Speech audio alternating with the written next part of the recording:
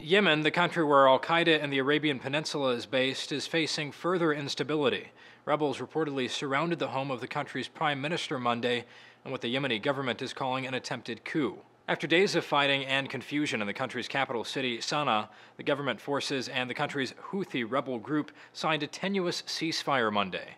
Yemen's information minister says the rebels have seized state-run media buildings, surrounded the prime minister in his home, and plunged Sanaa into chaos. To be honest, I don't think any single party is in control of Sanaa. There are places where the state security is in control. There are places where Houthis are in control. The violence re-erupted after rebels abducted the prime minister's chief of staff to disrupt a meeting on the country's draft constitution, which the Houthis oppose. The government and the rebels have been locked in a UN-brokered standoff since September, when Houthi fighters seized large parts of the city. Both sides have accused the other of violating the deal. The Guardian's Ian Black writes this latest round of violence wasn't anticipated by observers.